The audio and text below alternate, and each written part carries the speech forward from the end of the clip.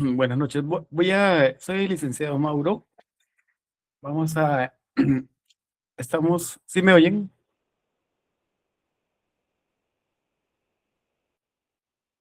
Sí,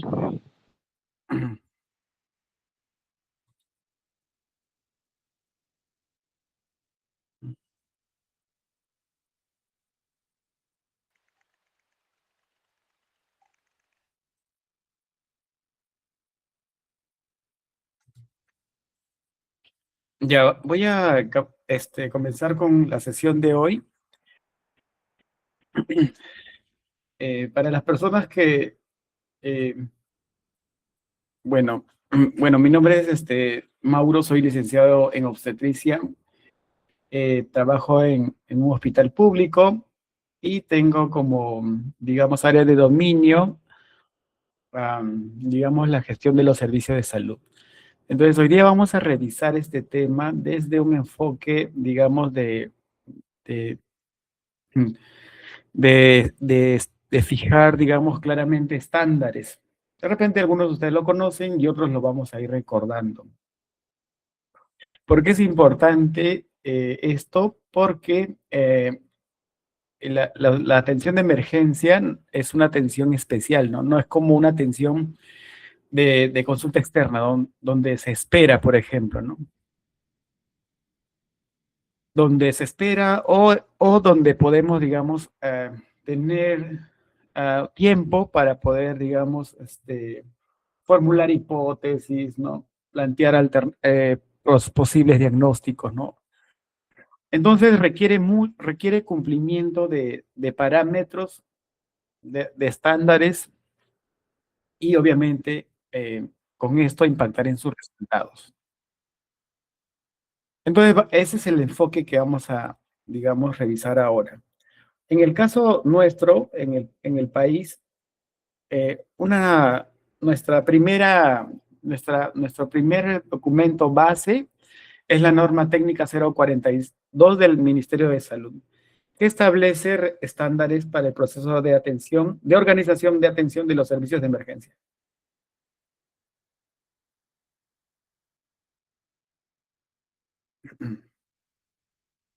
Ya. Bueno, vamos, primer bloque, definiciones operativas y clasificación. Entonces, esta es una pregunta, digamos, para motivar esta sección. Pueden responder en el chat las respuestas que ustedes consideren, ¿no? Según la normativa, ¿cuál es el tiempo máximo de permanencia de un paciente en sala de observación de emergencia? Pues será la opción A, 6 horas, será la opción B, 24 horas,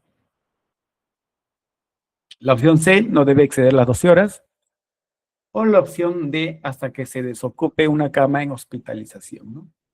¿Cuál es la respuesta? ¿Qué es lo que ustedes pueden ir anticipando? Pueden responder en el chat de la sala. Si se animan, también pueden activar sus micrófonos, ¿no? Ya nos responden por ahí hasta que ¿no? Sigamos respondiendo, opción D.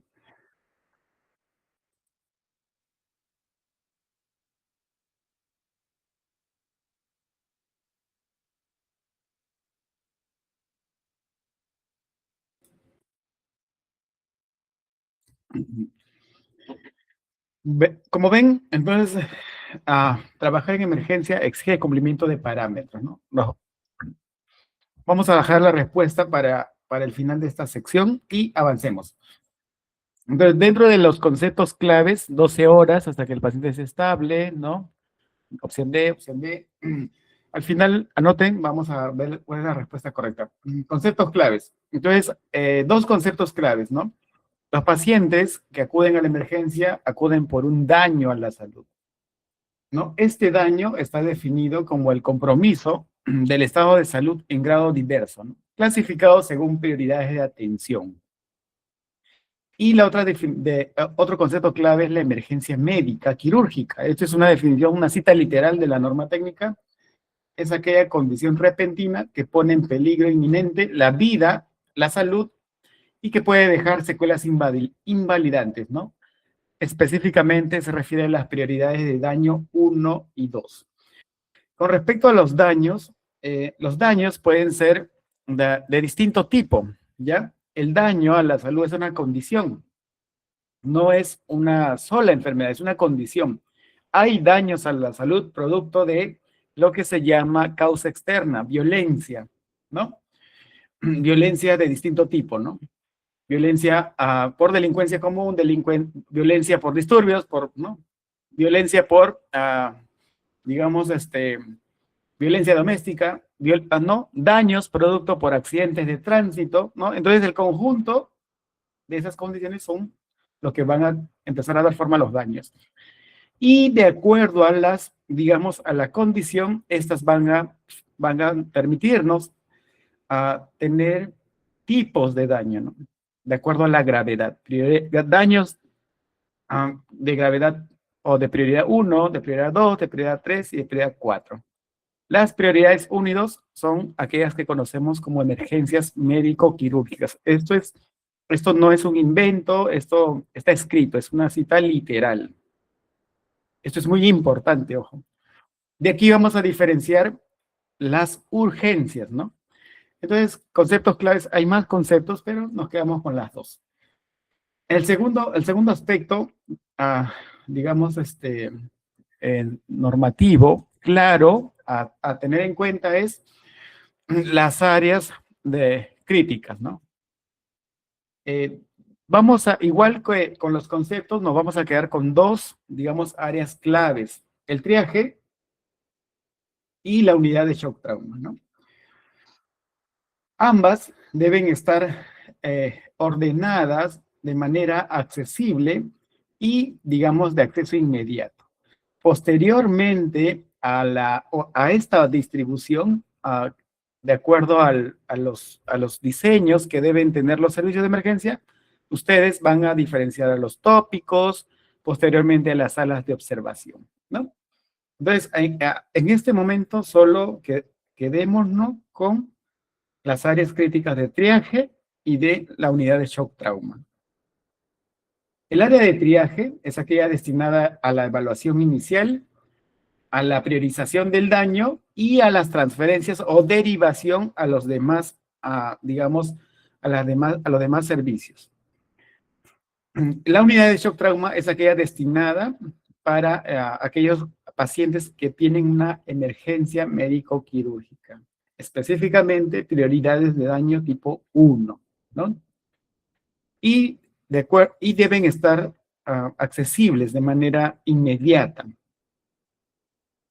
Como mencioné, este es un gráfico general, pero así vamos a encontrar cómo debe organizarse la distribución de ambientes de los servicios de emergencia, ¿no? Tenemos la zona de triaje, las zonas de shock trauma, los tópicos organizados de acuerdo a las principales especialidades, medicina, cirugía, pediatría, ginecobstetricia, y las salas de observación organizadas de acuerdo al sexo y etapas de vida. Y esto va a variar de acuerdo al tipo de establecimiento. Establecimientos mucho más grandes, estos van a tener muchos más ambientes mucho más grandes, con mucha más capacidad, ¿no? Entre otros, ¿no? Pero esto es, digamos, la estructura de cómo se van a organizar el triaje y la unidad de shock trauma. Todo esto es el servicio de emergencia, ¿no? Y lo que existe entre triaje, shock trauma, tópico, sala de observación, son, digamos, el paciente va a poder transitar a través de acciones de derivación o de transferencia de servicios, ¿ya? Aquí, digamos, los movimientos del paciente van a ser a través de transferencia de servicios. Esa palabra es importante, ¿no? Y bueno, aquí ya vamos a ver las prioridades de atención. Prioridad 1, gravedad súbita, atención inmediata en shock trauma. Prioridades 2, urgencia mayor, atención en tópicos, con riesgo de, si no se atiende, riesgo de muerte también. Prioridades 3, urgencias menor, pacientes sin riesgo de vida y prioridad 4, patologías agudas comunes, ¿no? Donde no hay compromiso de funciones vitales. Esto, nosotros estamos, digamos, vamos a revisar esto desde el punto de vista normativo, porque esto puede tener variantes de acuerdo al protocolo, al modelo que estén empleando, ¿no? Entonces, y se emplean, digamos, distintas técnicas. Una de las más conocidas son el empleo digamos, de los colores, de semaforización del tipo de gravedad. De acuerdo a los modelos que vayan incorporando, van a ver de repente algunas variantes dentro de cada prioridad. Pero en este contexto, el contexto peruano, tenemos a las 4 prioridades. Y de aquí vamos a diferenciarlos. Prioridad 1 y 2, emergencia médico-quirúrgica. Prioridades 3 y 4, urgencias médicas, ¿no?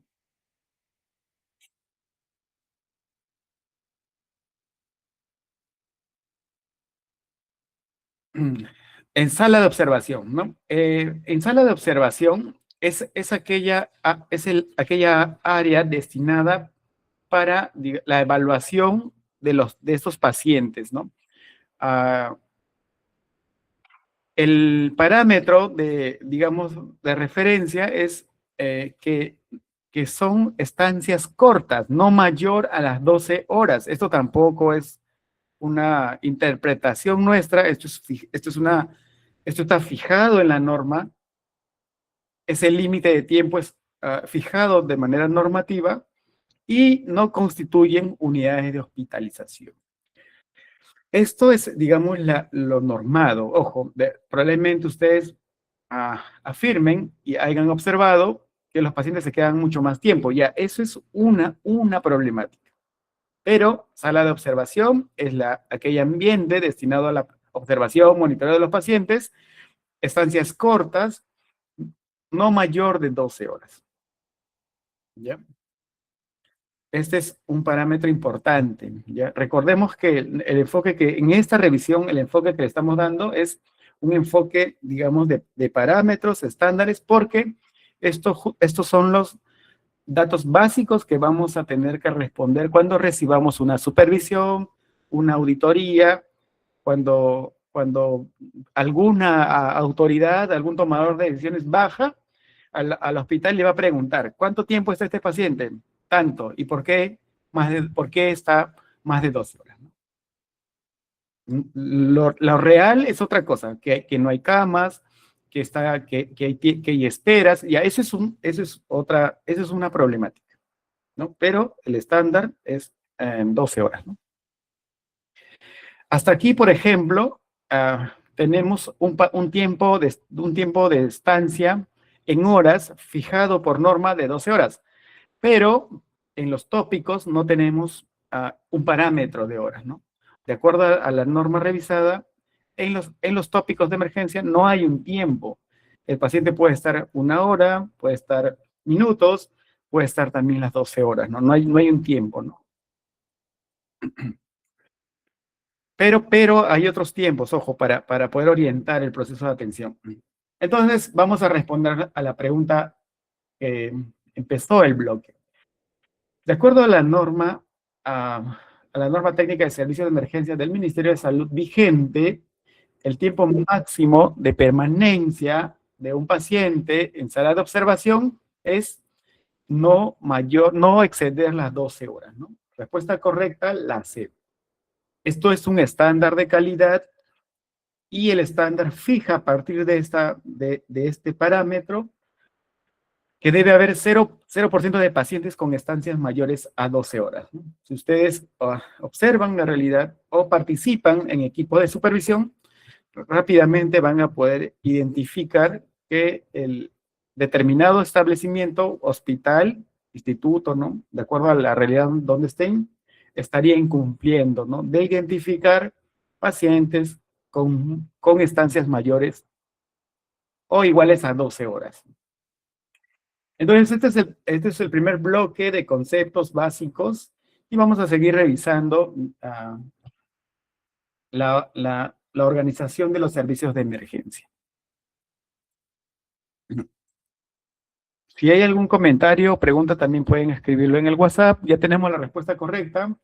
Sala de observación, no mayor de 12 horas. La realidad es otra problemática, ¿no? Probablemente en otro momento se pueda abordar esa discusión. Hasta aquí, recordar que luego vamos a ver cómo se organiza el proceso de atención, que en esta fase la activación de la alarma ante el ingreso de prioridad 1 es una obligación del personal, ¿no? De triaje, ¿no? Entonces, hasta aquí la norma fija algunos parámetros, pero luego a través de los protocolos o guías de procedimiento, en las emergencias se van a establecer estos detalles, entre otros, la activación de las armas ante los ingresos con daños, digamos, clasificados como de prioridad 1, ¿no? Y existen las distintas alertas, ¿no? Siguiente bloque, organización y recursos humanos.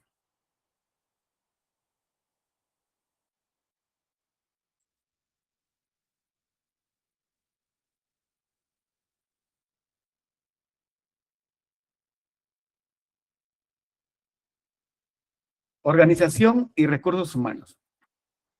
Igual, revisemos con una pregunta. De acuerdo a la norma técnica 042, ¿qué especialidad se establece como preferente para la jefatura de guardia, según el nivel de complejidad? ¿Qué especialidad debe tener el jefe de guardia? Esa es la pregunta. A, cualquier especialidad médica con 5 años de experiencia.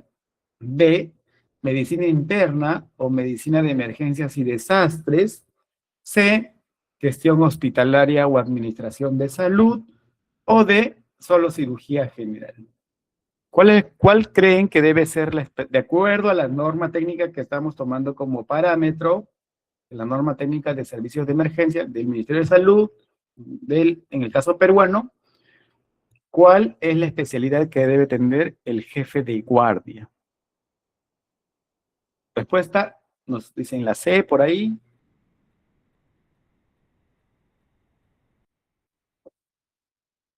Entonces, como vemos hasta allí, nosotros estamos partiendo de un instrumento que establece normas claras, ¿no? Específicas. Anotamos B, nos dicen por allí. Luego vamos a ir revisando la respuesta correcta a esta pregunta, de acuerdo al instrumento que estamos revisando. Avanzamos. Funcionamiento y disponibilidad, ¿no? De acuerdo a la norma técnica 042 de organización de los servicios de emergencia del Ministerio de Salud para un establecimiento hospital de nivel 2, 2.1, 2.2, 3.1, 3.2, el servicio de emergencia tiene que tener acceso directo desde la vía pública, ¿ya? Esto es un dato importante. Entonces aquí, bueno, en el gráfico podemos ver rápido cómo desde la vía pública debe tener acceso directo.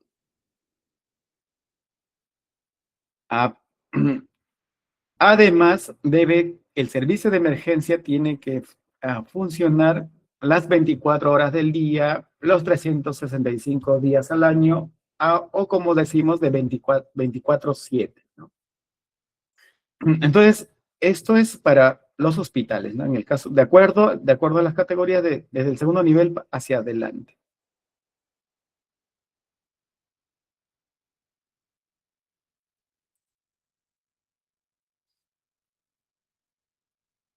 Bueno, aquí de repente algo que podríamos reflexionar es que en los establecimientos del primer nivel, en algunos establecimientos hay servicios de emergencia, en otros hay servicios de urgencia, ¿ya? Es por eso que la exigencia va a ser diferente. Cuando hablamos de establecimientos de segundo nivel, hospitales de apoyo, locales, nacionales, institutos, 24/7. Y el acceso directo. Esto es, digamos, lo que el estándar, ¿no? Además, debe contar con documentos de gestión. Debe tener sus manuales de procedimientos, o manual de procedimientos estándar, o guías de procedimientos, o guías de práctica clínica, o protocolos, o todo ello de acuerdo a la realidad, a cómo se organiza ese establecimiento. Manual de organización o funciones o manual de operaciones, ¿no? Pero debe tener sus documentos de gestión. Cuando uno va a supervisar a un hospital, acude a la emergencia y pide documentos de gestión y no están disponibles, no están aprobados oficialmente, no existen oficialmente, se, digamos, incurre en un incumplimiento, ¿no? En una observación que puede llevar a responsabilidades administrativas. El equipo básico, de acuerdo a la norma técnica que estamos revisando, aquí también de repente ustedes van a encontrar, hay, digamos, algunos, digamos, temas controversiales, pero nos centramos en lo que dice la norma. La norma dice que el equipo básico debe estar conformado en un establecimiento de segundo nivel para arriba, es decir, en un hospital. Debe tener médico, enfermera, obstetriz y técnicos de enfermería. Dentro de los médicos debe tener médico con especialistas o médicos con especialidad en medicina interna, en cirugía, en pediatría, en ginecobstetricia, en emergencias y desastres, o emergenciólogos y anestesiólogos. Entonces, aquí viene en algunos casos, digamos, algunas controversias, ¿no? En algunos se omitirán al anestesiólogo porque se puede omitir, en otros dirán la obstetriz no, pero estamos solo citando literalmente lo que dice la norma. Y además, este equipo debe estar físicamente presente en el servicio. Y si hablamos de un establecimiento de mayor complejidad, aparece otro grupo. Va a aparecer otro grupo de personal. Va a aparecer el personal programado bajo la modalidad de retén, ¿no?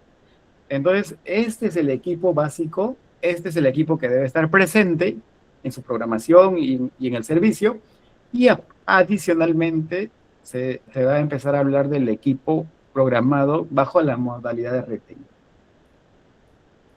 Ahora, aquí no estamos fijando todavía cantidad, lo vamos a ver más adelante, ¿no? Esto es la composición, digamos, cualitativa. Luego vamos a ver la cantidad. Y aquí vamos viendo, digamos, ya nos acercamos a la cantidad. De acuerdo a la norma técnica 042, la programación del personal tiene algunos parámetros, algunos estándares. Por ejemplo, en sala de observación para hospitales de segundo nivel, el ratio de enfermera por paciente o cama paciente son de una enfermera por cada 6 pacientes. Y si el hospital es de mayor complejidad, puede ser menor, ¿no? Y así como tenemos el primer digamos, ratio de programación, vamos a tener, digamos, los siguientes parámetros para los demás miembros del equipo del personal. En el caso del personal técnico de enfermería, el ratio es 1 o 2 por cada enfermera en observación, ¿no? Entonces, esto es importante porque rápidamente nos va a permitir mirar cómo está la programación y si este es un parámetro, digamos, de oferta básica. Luego veremos que de repente en nuestros establecimientos tenemos muchos pacientes y la programación requiere mucho mayor personal. Ya ahí estamos frente a la demanda. La norma nos fija. Si vas a abrir un servicio de emergencia, tienes que tener una enfermera por 6 pacientes o una enfermera por cada 10 pacientes. Es lo mínimo.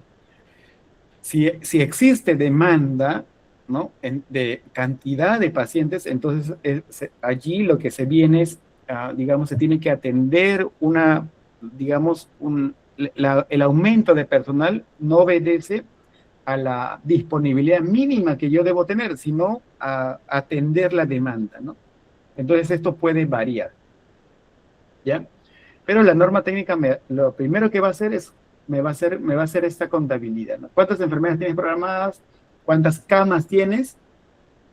¿Vacías o llenas? Si hemos excedido, ahí viene, digamos, lo que estoy mencionando, ¿no? Entonces la programación va a aumentar, esto se puede reducir en función a la demanda, ¿no? Pero el estándar es una enfermera por cada seis pacientes y uno o dos técnicos de enfermería por cada enfermera. Esta programación, además, ojo, de acuerdo a esta normativa, la programación no debe exceder las 12 horas continuas, ¿no? Y esto tiene que estar alineada a las otras normas de programación del trabajo del personal de salud, ¿no? Donde empiezan a haber excepciones. Puede trabajar más de 12 horas, pero, ¿no? Con la justificación del caso y garantizando que el personal tenga periodos de descanso, etcétera. Esas son, digamos, otra normativa que va a complementar, pero la norma de organización de servicios de emergencia fija, la programación no debe exceder de 12 horas continuas, ¿no?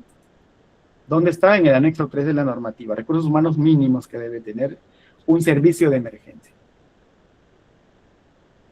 Además, fija también algunos aspectos, ya más adelante también lo va a volver a detallar, de organización para informar a los pacientes, ¿ya? Entonces, es obligatorio publicar en lugares visibles las tarifas, el rol del personal, los horarios de visita, ¿no? Además de los horarios de entrega de información del estado de salud al familiar o al responsable del usuario, del paciente, ¿ya? Y eso va a variar, ¿no? Pero lo que establece la norma es que se debe tener fijo, se debe tener, digamos, visible, publicado, tarifas, programación, horarios de visita, ¿no? Y digamos, un horario para la entrega de información. Igualmente, esto es un requisito básico de acuerdo a la norma técnica de organización de servicios de emergencia. Posteriormente se va a complementar con otro conjunto de normativas, ¿no? Que van a digamos, fijar, por ejemplo, eh, eh, horarios específicos para la entrega de información a los familiares, etcétera, ¿no?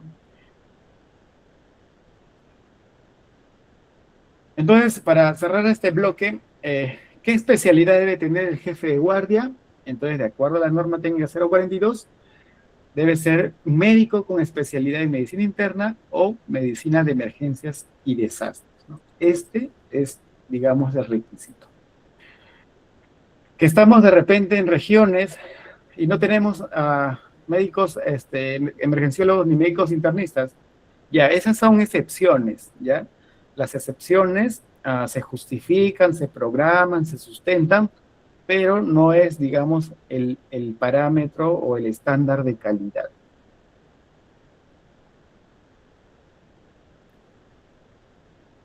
Okay. Bueno, a ver, opción B, entonces, ¿cuántos asaltamos?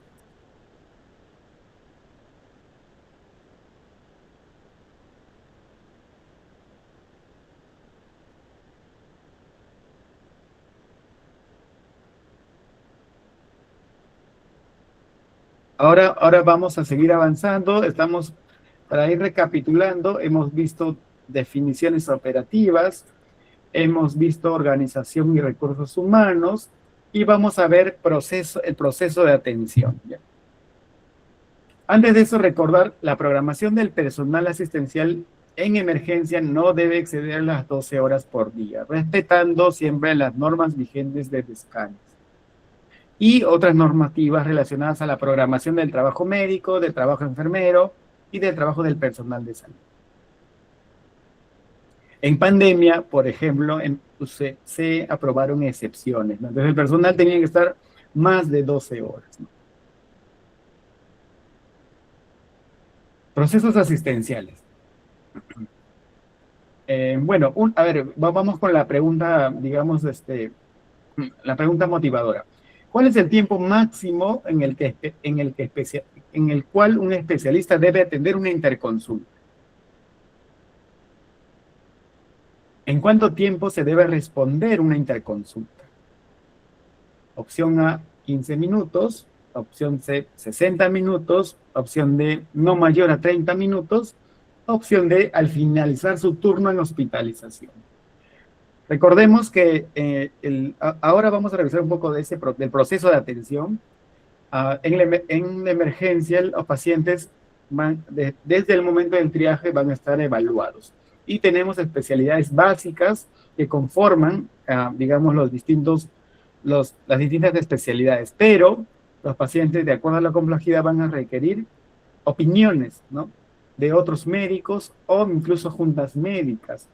Entonces, la norma fija un tiempo para que estas interconsultas se atiendan.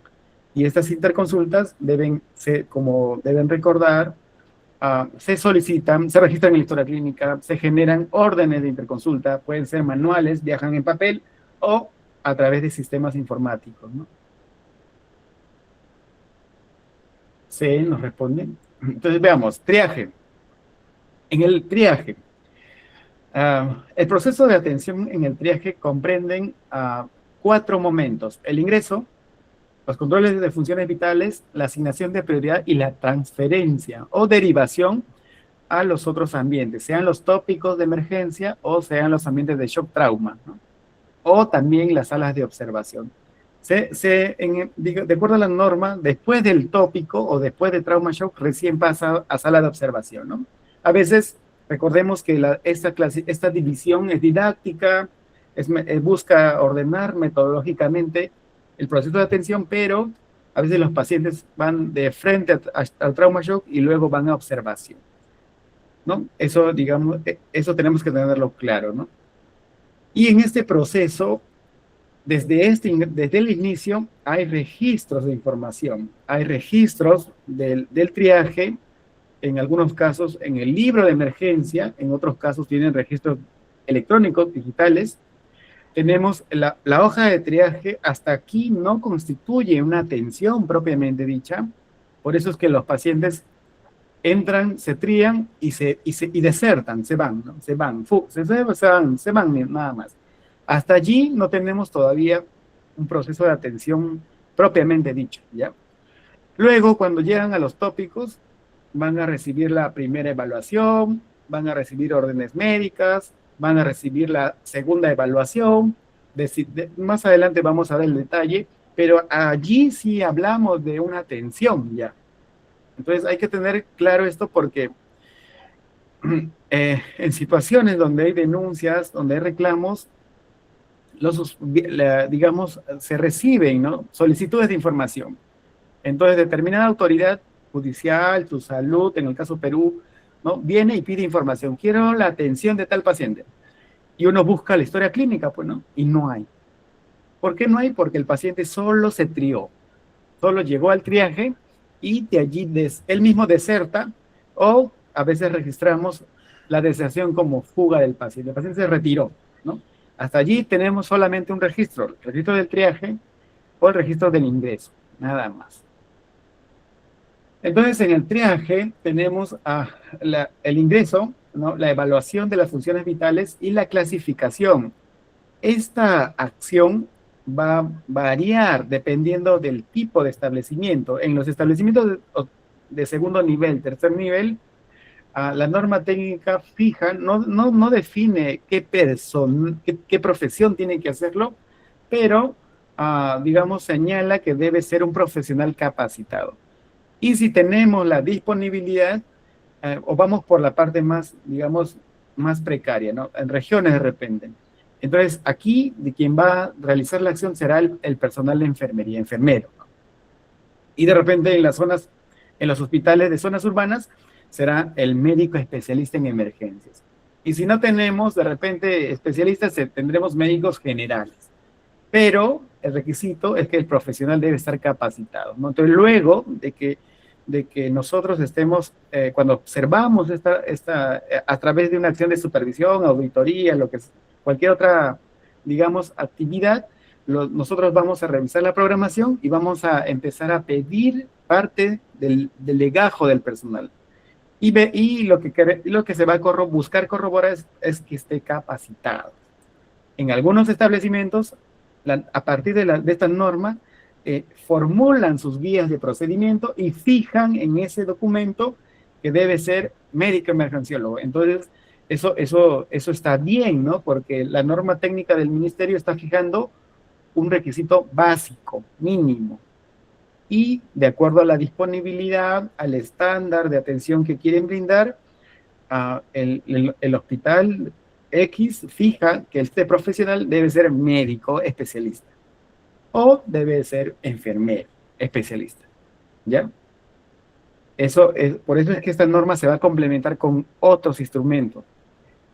Debe existir comunicación permanente con el jefe de guardia y se activan los códigos de alarma, ¿no? Ante la llegada del paciente con prioridad 1, el personal de triaje activa el código de alarma para movilizar al equipo multidisciplinario, ¿no? Hasta aquí el proceso de triaje, de acuerdo a los modelos de gestión, establecen procedimientos específicos, hay protocolos distintos, ¿no? De acuerdo al modelo que estén empleando.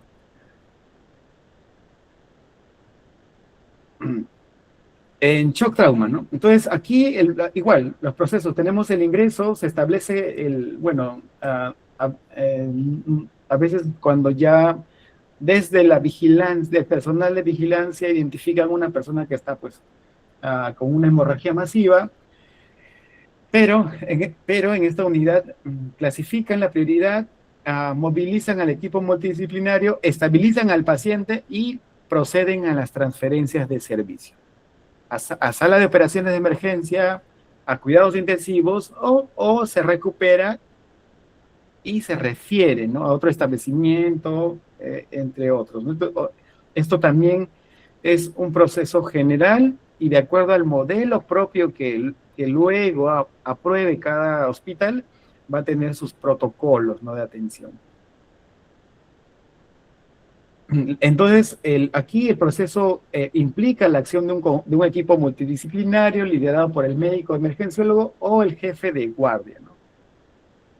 La permanencia, no hay un tiempo estandarizado, obedece a la condición del paciente y lo va a fijar el médico tratante. El médico tratante, luego de que reaniman, estabilizan, va a decidir y lo va a redactar en la historia clínica, ¿no? Paciente estable, pasa a observación, pasa a cirugía, ¿no? En ese momento es que podemos decir que ya salió de la condición de emergencia, ¿no?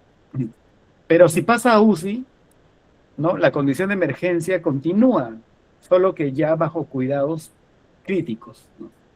Esto es importante porque a veces nos preguntamos cuándo se acaba la emergencia, ¿no? Y cuando hablamos de sala de observación hay un tiempo de 12 horas que nos orienta, pero en el caso pero digamos, el criterio que define que el paciente sale de la condición de emergencia es la evaluación y el registro que hace el médico, luego de abordarlo, de manejarlo, de que le han brindado el tratamiento. Ese es el dato digamos, desde el punto de vista de auditoría o de supervisión, ¿no? Y se usa con mucha frecuencia, por si acaso. La unidad de trauma shock debe ubicarse estratégicamente al ingreso del servicio, como lo hemos visto en unas diapositivas anteriores. Hasta ahí, por ejemplo, cuando ustedes vuelvan a los servicios de emergencia, visiten los servicios de emergencia, cada aspecto, cada ubicación de los ambientes no es de manera aleatoria, no tiene un propósito y está fijado en parámetros, ¿no?, de respuesta. Tópicos de atención. Los tópicos de atención no son tópicos ambulatorios, no son los tópicos de consulta externa, ojo, donde las personas pueden ir y administrarse medicamentos que el médico le ha indicado, ¿no?, etcétera, sino son esos consultorios que tenemos en emergencia, ¿no? El nombre, digamos, Normados son tópicos de emergencia, tópicos de cirugía, de medicina, de pediatría, de ginecobstetricia. Son las especialidades básicas y luego se van a organizar por etapas de vida. Por tanto, tenemos un lado donde están los adultos y tenemos otro donde están los pediátricos. Y dentro de los pediátricos, dependiendo del tipo de establecimiento y de la complejidad, tendremos las subespecialidades, ¿no? Pacientes de prioridad 2 y 3 son atendidos en tópicos diferenciados: emergencia, cirugía, pediatría, ginecobstetricia, ¿no? Igual ingresan, prioridad 1 y 2, se evalúan, primera evaluación, segunda evaluación, y se define el destino, la alta, hospitalización o referencia, ¿no?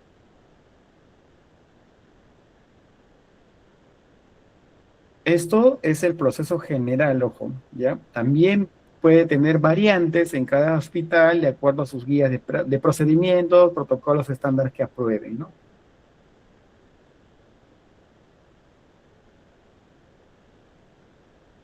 Sala de observación. Entonces, aquí van a estar los pacientes que requieren, digamos, monitoreo permanente. Estos no son áreas de hospitalización.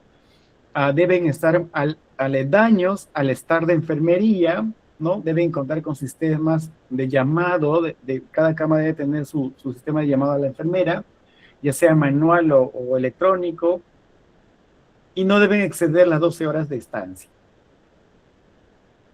Entonces, esto, por ejemplo, también, ¿no? De acuerdo, en algunos establecimientos se tienen dos ambientes, uno para varones y otro para mujeres. Tenemos un ambiente de observación aislado para enfermedades transmisibles, ¿no? O altamente transmisibles. De acuerdo a la complejidad, tendremos ambientes con una cama, ambientes con 5 camas, ¿no? O vamos a tener de repente situaciones, ambientes temporales donde se amplíen esas salas de observación. Aquí el parámetro clave es el tiempo de estancia.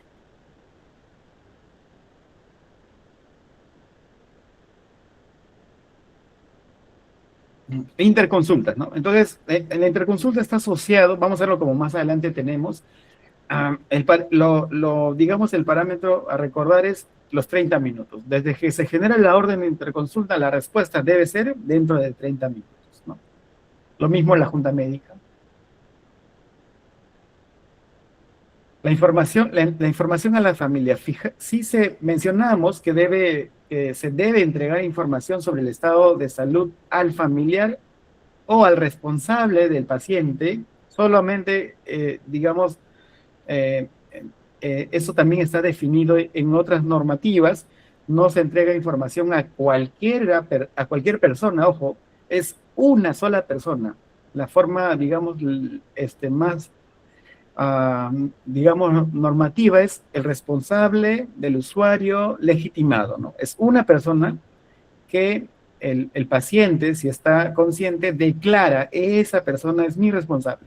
Con frecuencia es la mamá, con frecuencia es el esposo, el cónyuge, pero no es, digamos, lo general. Recordemos que hay casos donde llega un varón y llegan distintas parejas, ¿no? Y todos quieren información. Entonces, nos fijamos en la historia clínica. ¿Quién es el responsable del usuario? Hay una persona, ¿ya? Es muy distinto al acompañante. El acompañante puede ser el taxista, el policía, ellos pueden llevar el bombero, ellos acompañan o trasladan al paciente. Puede ser el vecino, pero ellos no son los responsables del paciente. Es como mencionó, de manera técnica, el responsable del usuario, digamos, incluso declarado, ¿ya?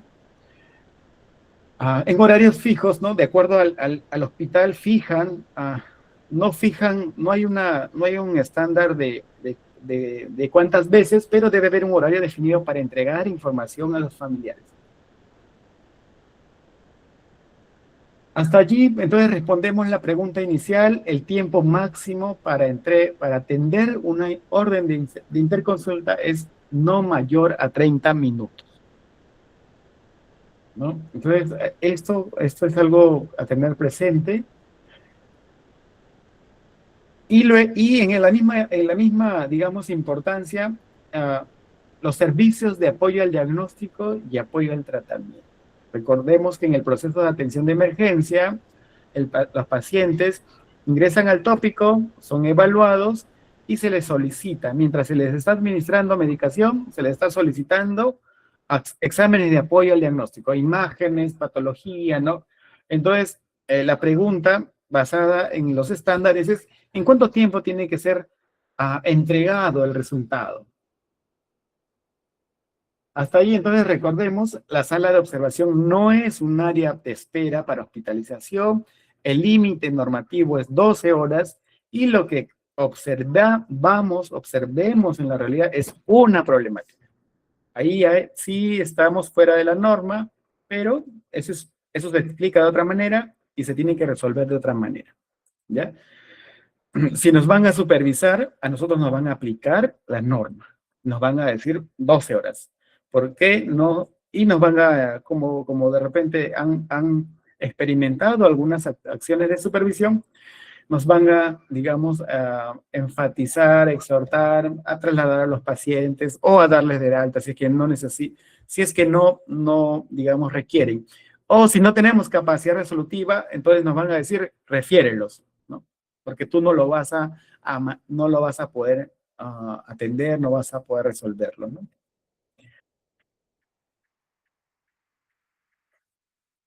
Entonces, apoya el diagnóstico, de acuerdo a la norma técnica de servicios de emergencia, deben estar disponibles las 24 horas, tanto patología, diagnóstico por imágenes, y dentro de apoyo al tratamiento tenemos banco de sangre, tenemos hemodiálisis, ¿no? Entre otros servicios, digamos, que van a requerir los pacientes en condición de emergencia. Bueno, como a diferencia de la interconsulta, las distintas pruebas de laboratorio tienen tiempos diferentes de procesamiento. Digamos, recomendación normativa es que tienen que ser entregados en el tiempo más corto posible, ¿no? Y se usa, no con frecuencia, el parámetro del menos de 30 minutos. Pero va a depender de los tipos de exámenes, ¿no? Los exámenes, por ejemplo, ¿no? De bioquímica, como la hemoglobina, el hemograma, pues esos se procesan rápido. Pero hay exámenes que no van a poder ser atendidos de manera muy rápida, ¿no? Porque requieren otro proceso de atención y se van a entregar posteriormente, ¿no? Como los cultivos u otro tipo de exámenes de laboratorio. Entonces, los resultados deben expedirse en tiempos de acuerdo a cada tipo de prueba. Se usa con frecuencia en los menos de 30 minutos. Los resultados deben ser entregados al médico y registrarse en la historia clínica, física o electrónica. El personal también, acá también se agrega en este bloque los archivos de las historias clínicas también tienen que estar disponibles para digamos, para el servicio de emergencia. Por eso es que también hay personal de archivo, o debe haber personal de archivo disponible en ese horario, 24/7, ¿no? Y va a ir cambiando, ¿no? Recordemos que esta norma es un poco antigua, pero en los hospitales donde los sistemas de archivo son físicos, bueno, se requiere el personal presencial, pero si los sistemas de archivo son electrónicos, a veces la información está disponible en los sistemas electrónicos de administración hospitalaria o historias clínicas electrónicas.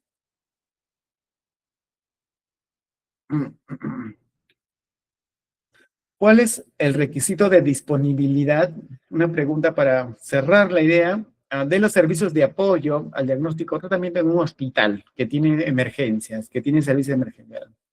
Como mencionábamos, deben tener disponible las 24 horas del día, ¿no? Y el archivo también tiene que estar disponible. Porque recuerden que en la emergencia los pacientes regresan. Existen lo que conocemos como reingresos.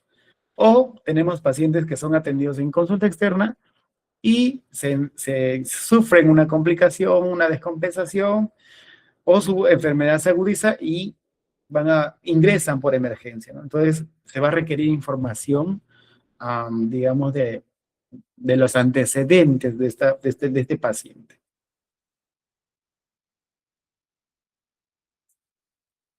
Este dato básico, pequeñito, por ejemplo, recuerden, tiene impacto, porque si estoy en un hospital donde mi sistema de archivo es físico, voy a tener que programar personal. Y rápidamente, haciendo un ejercicio, si yo requiero que estén disponibles 24 horas, yo voy a tener que tener un equipo de guardia. ¿Y cuántas personas necesito para tener un equipo de guardia?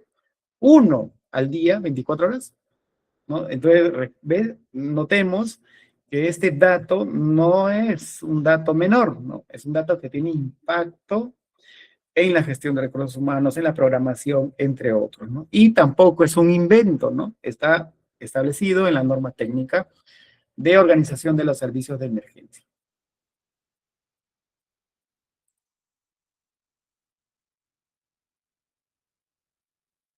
Bueno, hemos visto el proceso de atención y ahora vamos a ver algunos estándares de calidad, ¿no? Algunos indicadores que se usan para evaluar a los servicios de emergencia. De estos también vamos a ver los más, ah, los más, los más importantes. Igual tenemos una pregunta motivadora. Según el estándar de calidad de la norma técnica, ¿cuál es el porcentaje máximo aceptable de pacientes que pueden permanecer en sala de observación más de 12 horas? ¿No? Entonces, ese es un estándar, digamos, de calidad. Y vamos a revisar varios, ¿no? Registros y reportes de guardia, ¿no? La entrega de guardia, de acuerdo a la norma técnica, la entrega de guardia se realiza en cada cambio de turno, es obligatorio, es un procedimiento de entrega de información, de inventario, de censos, sobre los pacientes en cada una de estas áreas, ¿no? Pues el médico entrega al médico, el equipo de enfermería al equipo de enfermería entrante, y así, ¿no? Participa el personal técnico también, ¿ya? Los responsables son los responsables de cada servicio y el jefe de guardia, ¿no? Además, digamos, de monitorear sus indicadores, sus datos estadísticos, sus perfiles epidemiológicos, ¿no? El reporte de guardia es la entrega verbal y escrita y obligatoria en cada cambio de turno. Este dato tampoco es un dato menor, porque el proceso de entrega de guardia toma tiempo, ¿no? Entonces, tiene impacto en la programación del personal. Indicadores de proceso, ¿no? Vamos a, la norma técnica señala indicadores de proceso, de estructura, de resultados, ¿no? Y hemos visto algunos como los ratios de personal de enfermería y pacientes, de personal técnico de enfermería por personal de enfermería, y a pesar que no lo hemos mencionado, existen también algunos indicadores de estructura, como la cantidad de personal de obstetra por gestante, ¿no? Todo eso también está normado. Entonces, yendo a los indicadores de proceso. Dos básicos, ¿no? Esto tampoco es un invento, eso está en la norma técnica de organización de los servicios de emergencia. Vamos a ver dos. Cumplimiento de guías de práctica clínica y los reingresos. ¿Cuál es el estándar?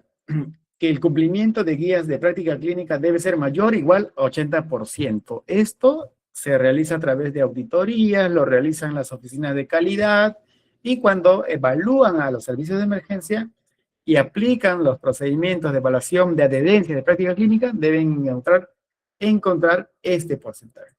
Si encuentran menos, ¿no? Entonces, el servicio de emergencia no está cumpliendo sus propias guías de procedimiento o guías de práctica clínica. Los reingresos. Reingresos en menos de 48 horas deben ser menos del 1%.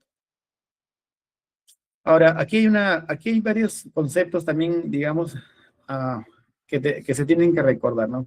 ¿Qué es un reingreso? Cuando un paciente reingresa, ¿ya? Voy a poner un ejemplo que no es un reingreso, pero que genera a veces confusión. Las embarazadas, ¿no? Las embarazadas llegan a emergencia y las devuelven a su casa. y en una noche van y vuelven como 3 veces, o 4 más, no sé. A veces ya no vuelven y dan a luz en el taxi, ya todo lo que ustedes conocen.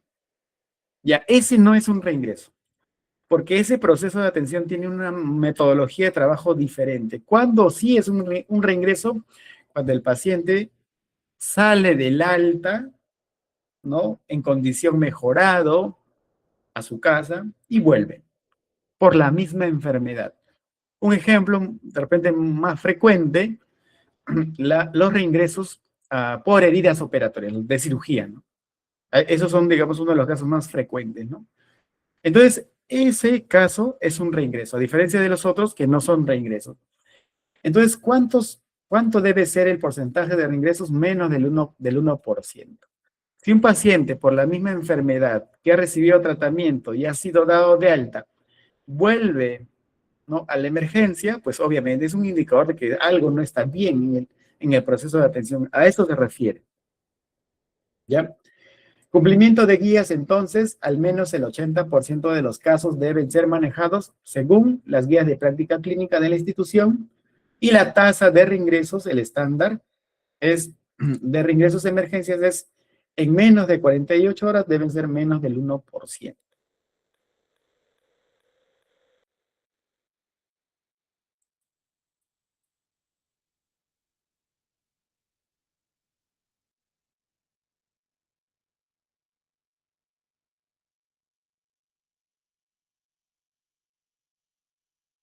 Sigamos. Indicadores seguimos con los indicadores de procesos. Tiempo de espera. El promedio de tiempo de espera para ser atendido según la prioridad de daño son indicadores críticos, son indicadores de calidad, son indicadores de proceso y están fijados. Si el paciente ha sido clasificado como aquella persona que tiene un daño de prioridad 1, la atención debe ser inmediata. Si es de prioridad 2, máximo 10 minutos. Y si es de prioridad 3, máximo 20 minutos. Ojo que aquí sí hay parámetros de tiempo. Y esto es auditable, esto es supervisado, ¿no? Esto es justamente lo que preguntan cuando ocurren las visitas con frecuencia de autoridades, tomadores de decisiones a las emergencias.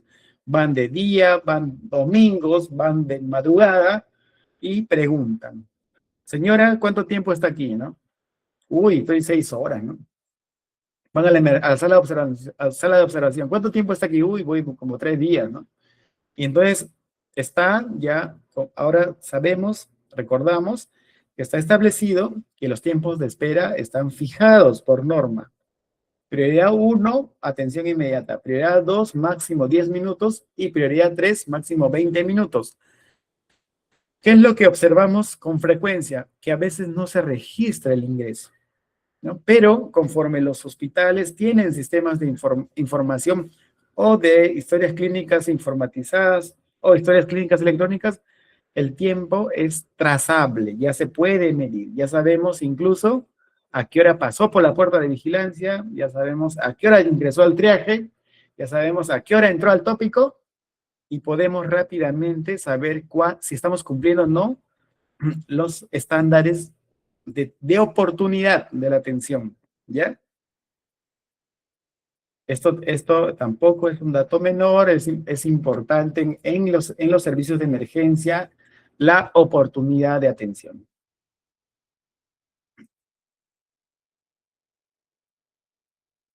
Indicadores de resultados, ¿no? Vamos por lo más sensible. La mortalidad. La mortalidad en los servicios de emergencia debe ser menor de 2% del total de atendidos, ¿no?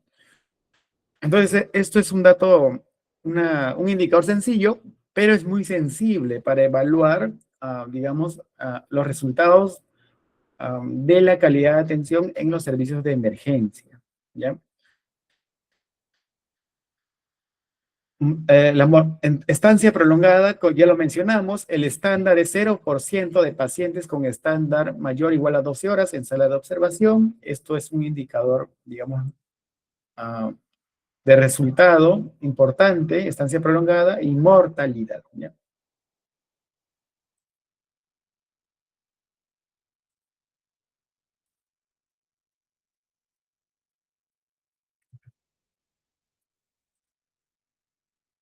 Y también la norma técnica está fijando indicadores de satisfacción, tanto para la satisfacción del paciente o del usuario como del personal.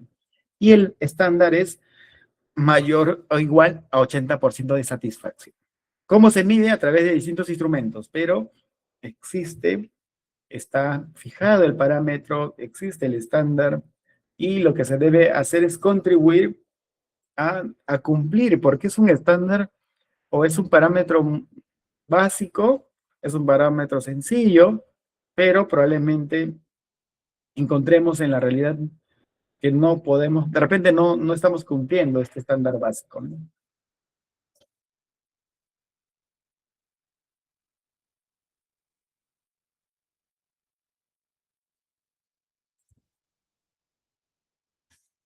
Finalmente, la pregunta de entrada, vamos a ver cuál era la respuesta correcta.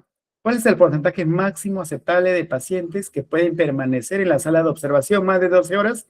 La respuesta es 0%, porque ese es el indicador de calidad, el estándar. Como mencionamos, la realidad es distinta y tiene que ser abordada de manera de acuerdo a cada realidad. Y finalmente recordar que el cumplimiento de los tiempos, de los registros, de los indicadores es una garantía de la calidad y seguridad de la atención al paciente conforme la norma técnica 042 de organización y funcionamiento de los servicios de emergencia en el ámbito de los establecimientos de salud del Ministerio de Salud. Entonces, esto es el contenido que hemos revisado hoy día. No sé si tienen alguna pregunta o comentario. Los materiales van a estar disponibles. Hay, para el personal que de repente ya lo conocía, ¿no? Nos sirve para recordar.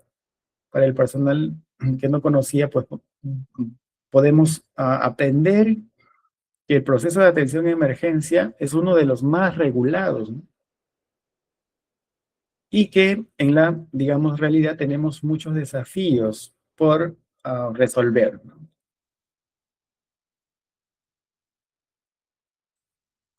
No sé si tienen alguna pregunta, comentario.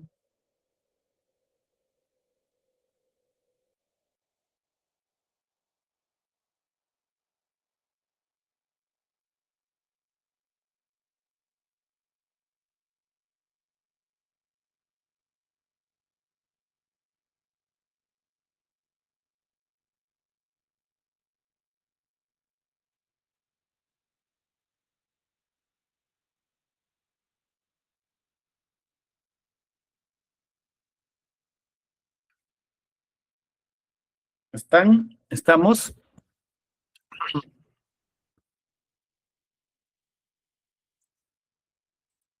Bueno, para cerrar, voy a agregar algunos otros datos adicionales.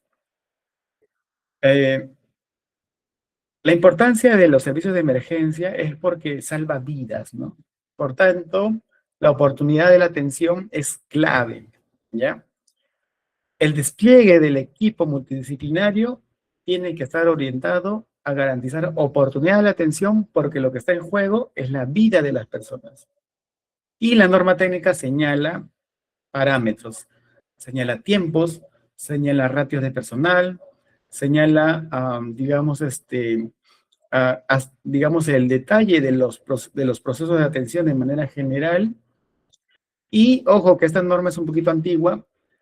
Este proceso de atención, para poder salvar la vida de las personas, evitar que mueran, requiere que el proceso de atención reúna requisitos de seguridad, ¿ya? De seguridad y lo que se llama seguridad del paciente, ¿no? Entonces, el paciente tiene que recibir una atención segura, ¿no?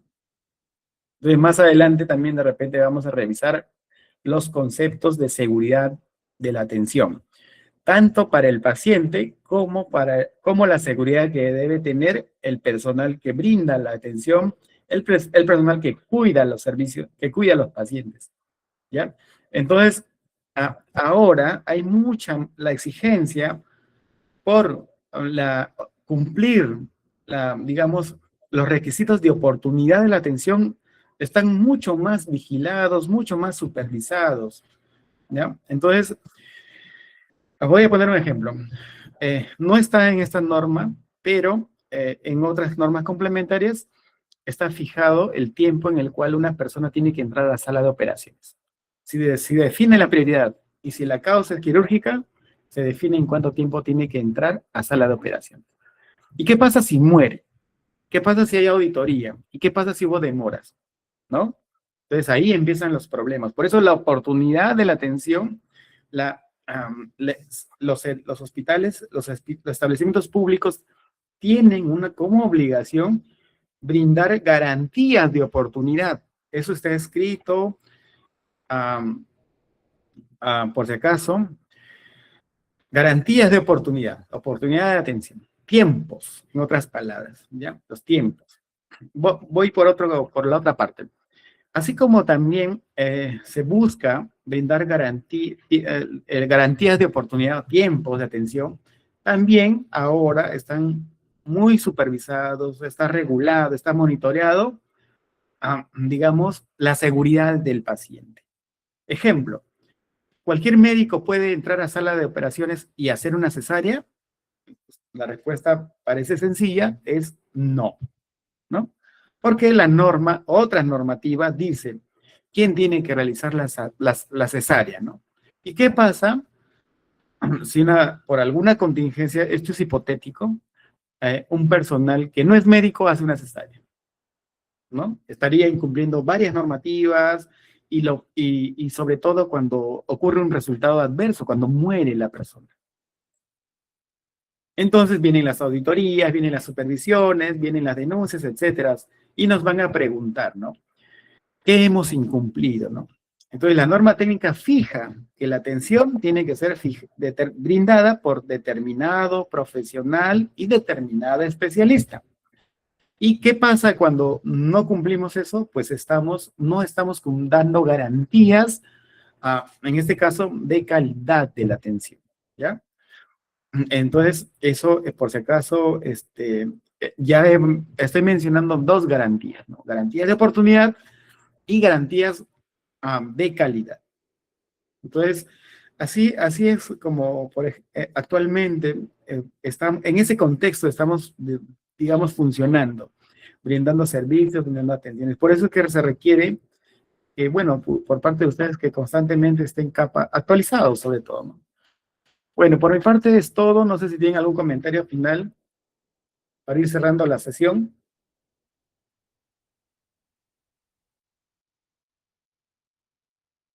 Como vemos, estamos revisando de manera general y esperamos tener oportunidad para revisar de manera más especializada, ¿no?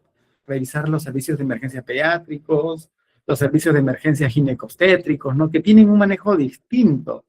O los servicios de emergencia de enfermedades transmisibles, altamente transmisibles, como los de tuberculosis, los del COVID, ¿no? Entre otras enfermedades, digamos, que tienen un comportamiento diferente. Si no hay mayor comentario, como recordamos, los materiales se les van a proveer, las grabaciones, las diapositivas, y por mi parte ya podemos ir cerrando la sesión.